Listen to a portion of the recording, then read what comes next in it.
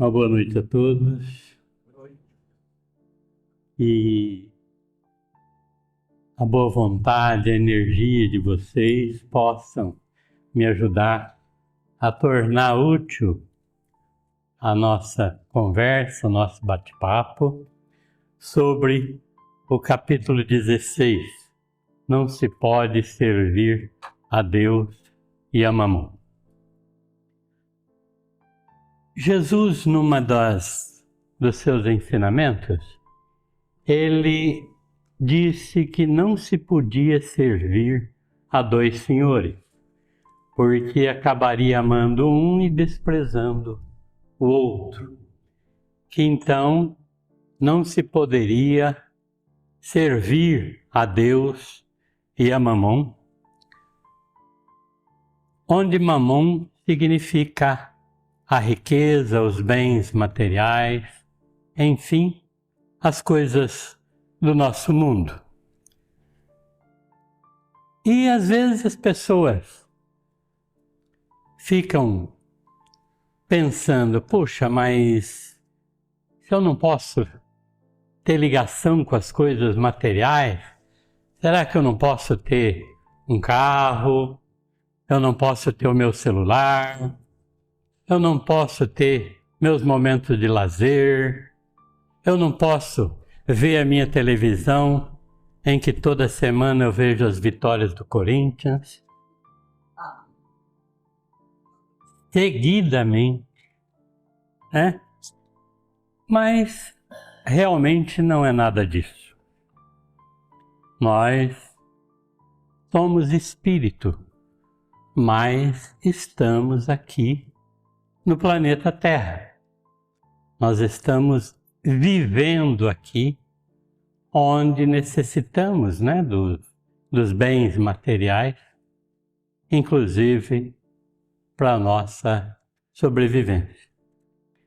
E nós temos uma missão aqui, que é o aprendizado, é a nossa mudança. Nós temos que tentar mudar para melhor. Tem alguns exemplos, né?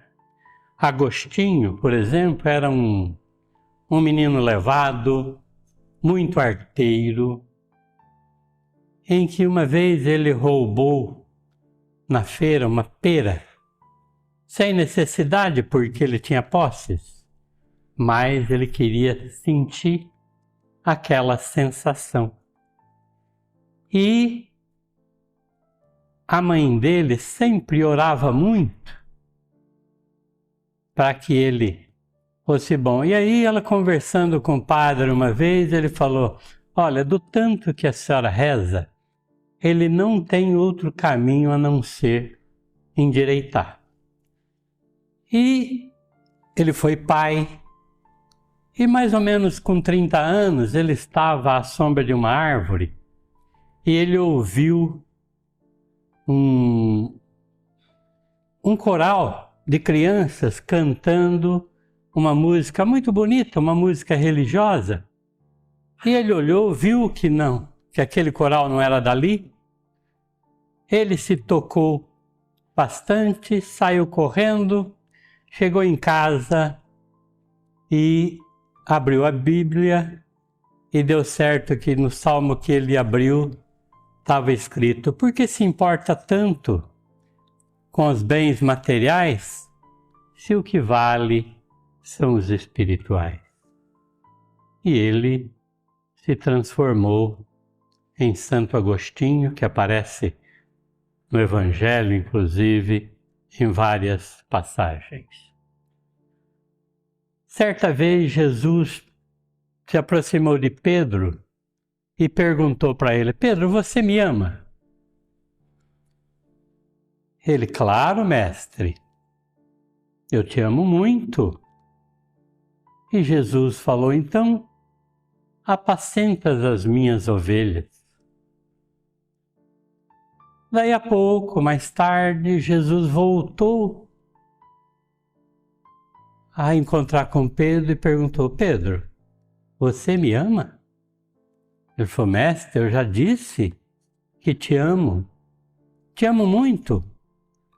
E Jesus então falou, então apacentas as minhas ovelhas. Mais tarde ele repetiu o diálogo e foi o mesmo epílogo. E quando Pedro negou Jesus pela terceira vez, ele percebeu que ele era a primeira ovelha a ser trabalhada. Saulo de Tarso não era um homem ruim.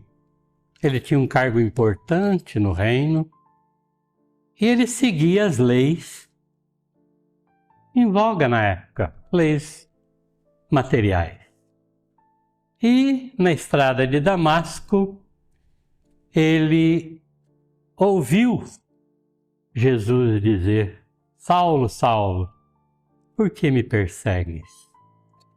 E ele viu aquele clarão em que ele ficou cego momentaneamente, caiu prostrado de joelhos e simplesmente disse, Mestre, que queres que eu faça?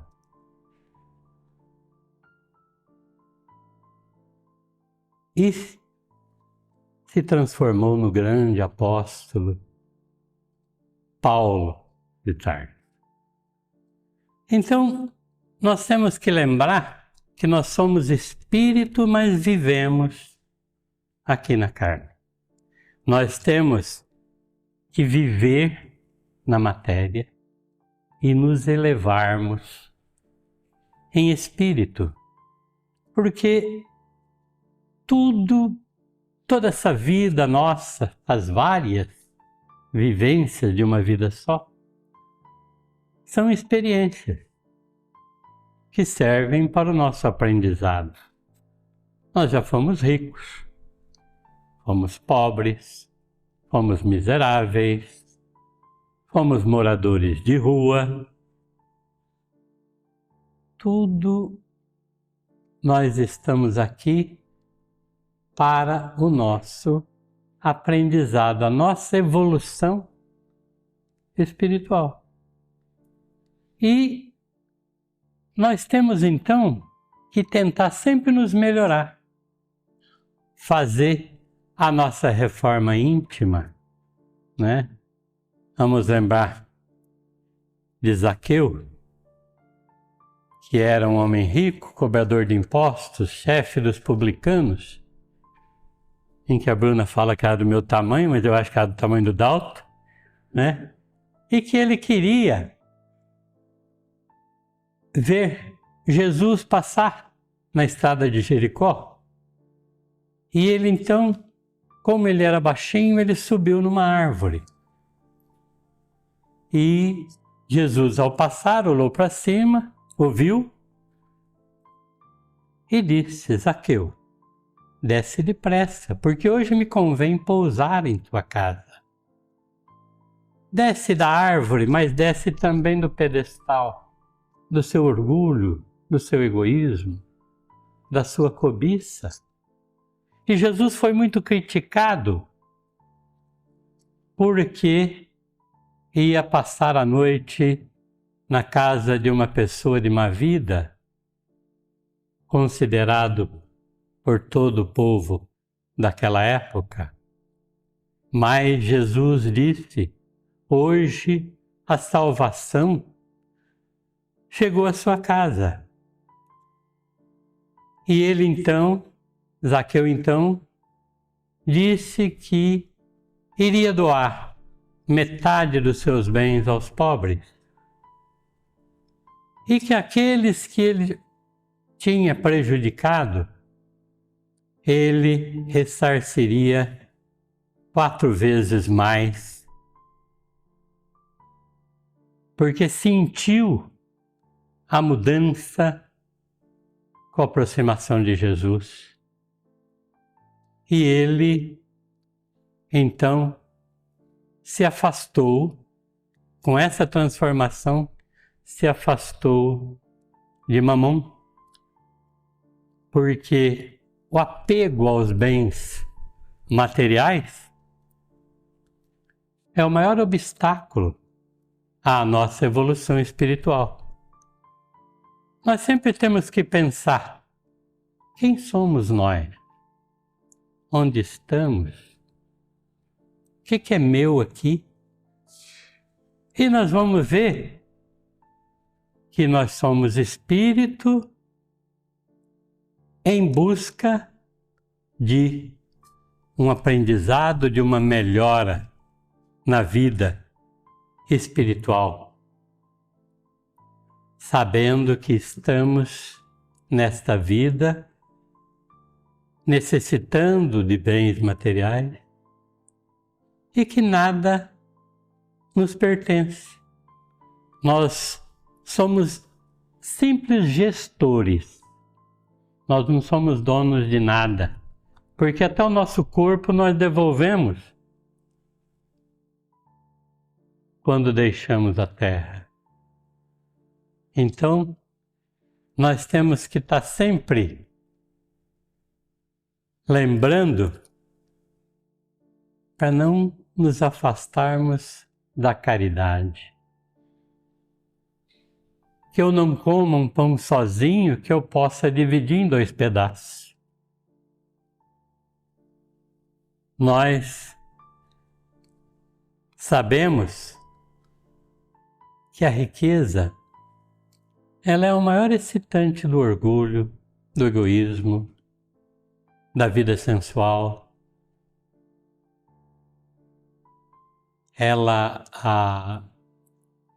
A riqueza, a prova da riqueza é maior ou mais arriscada que a da pobreza, pelas facilidades, pelas tentações, pelo êxtase, pelas excitações que a riqueza dá. E então a riqueza é ruim? Claro que não. Porque a riqueza alavanca o progresso da humanidade. Sem a riqueza, nós não temos progresso nem material, nem espiritual, porque não se gasta nada em saúde, em segurança, nas melhoras do nosso mundo. Então, o que é ruim? É o mau uso que a gente possa fazer da riqueza. Porque a gente não deve esquecer da maior força do universo, que é o amor. Sem o amor, a riqueza, ela dá poder, que leva ao orgulho. Ela dá autoridade, que leva à tirania. Ela leva prestígio, que dá vaidade. Ela outorga influência, que leva a interesses. Ela dá conhecimento, que leva à arrogância. Ela dá força, que leva à destruição. Ela dá segurança, que leva à vingança. E ela outorga direitos, que dá injustiça. Com amor muda tudo, porque com amor a riqueza pode ser desprendimento, caridade. A pobreza pode ser humildade, amor a Deus. E nós também podemos ser ricos de sabedoria, de inteligência, para usar os talentos que nós recebemos de Deus. Nós recebemos tanto de Deus, de tudo, da vida, que nós somos ricos disso. Nós podemos duplicar, triplicar os nossos talentos em favor dos nossos irmãos, que nós devemos ser solidários e não solitários. E temos que estar sempre prontos ao trabalho. Às vezes, a gente é chamado para um trabalho, por exemplo, no centro, e uma grande porcentagem, a resposta é: não dá porque eu não estou preparado. Se é chamado para evangelização, eu não combino muito com criança. Então nós temos que entender que Deus não dispõe os capacitados. Ele capacita os disponíveis. Nós temos que entender que a nossa realidade é onde nós estamos e não onde nós gostaríamos de estar. Nós temos que lembrar que na nossa evolução, Moisés abriu o caminho, Jesus continuou e o Espiritismo vai arrematar, né? Nós temos alguns exemplos, né, de pessoas que fizeram a escolha certa de Deus e não de Mamon. E eu vou lembrar de um, que era o seu João Dias de Almeida, e certa feita eu conversando com ele, eu falei para ele, estava falando dos ganhos das pessoas que trabalhavam na televisão na época, e eu falei para ele: puxa, seu João, a Silvio Santos está ganhando 20 milhões por mês. Ele deu um sorriso e falou: se eu ganhasse 20 milhões, eu fundaria outro orfanato.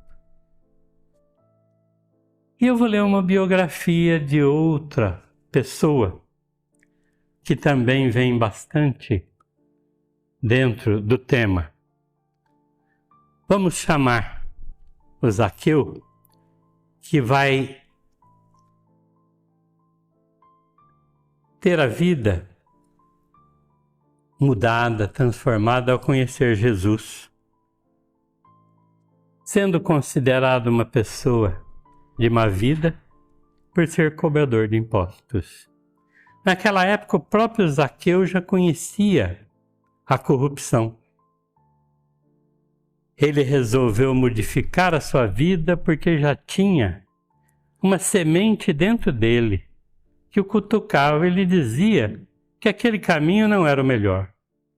Resolveu definitivamente devolver o que tinha cobrado a mais e também ajudar aqueles com seu próprio dinheiro. Vamos mudar o nome de Zaqueu para Lázaro Quirino da Silva.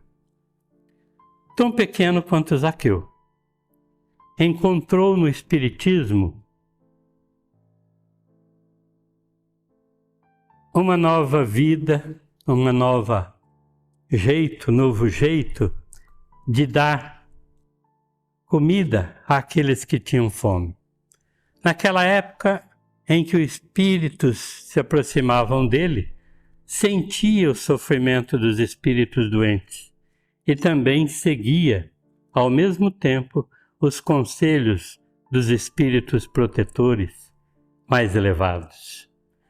Lazinho, chamado pela sua nora de pequeno grande homem, não era rico, mas separava do seu pequeno sítio alguns alqueires de terra para doar o fruto daquela colheita para dividir com aqueles que nada tinham. No seu sítio, dava morada para aqueles que vinham de longe em busca de um trabalho. Nem sempre ele tinha o trabalho para oferecer, mas oferecia moradia, o leite e também condições de criar um porco ou muitas galinhas para seu sustento. Tocado pela caridade, de vez em quando abatia uma rede de bom porte e dividia sua carne para todos aqueles que nunca tinham chance de comê-la. Pegava os ovos que tinha, às vezes no ninho, um pedaço de carne para levar para algum doente em Lourdes, que além de não ter remédio, também não tinha nada para comer. Dizia que era um homem rico, porque rico é aquele que não precisa de nada. Muitas vezes presenciamos ao receber a sua pequena aposentadoria, no outro dia nada mais tinha, pois já tinha dado tudo no dia seguinte. Tinha total confiança em Deus e nos espíritos, tendo a certeza que os filhos não o deixariam passar necessidade. No dia que deixou o seu corpo físico, escutou a dona Linda dizer: "Vem, Lazinho, porque hoje você pode vir e ficar em liberdade." Foi formado um corredor espiritual daquelas pessoas que ele tinha ajudado quando na matéria, e cantavam hosanas agradecendo o que ele lhes tinha dado. E foi carregado pelo filho que tantas lágrimas havia derramado na sua desencarnação. Era rico porque não precisava de nada, não queria fazendas, viagens. Essa foi também a compreensão de Zaqueu no dia que dividiu com aqueles que nada tinham. Lazinho foi um homem que doou mais que podia, consolou mais do que sabia e que amava todas as pessoas. Ele soube aproveitar o seu pequeno quinhão para servir a Deus e se afastar de Mamon. E um bom Natal para todos. Muito obrigado.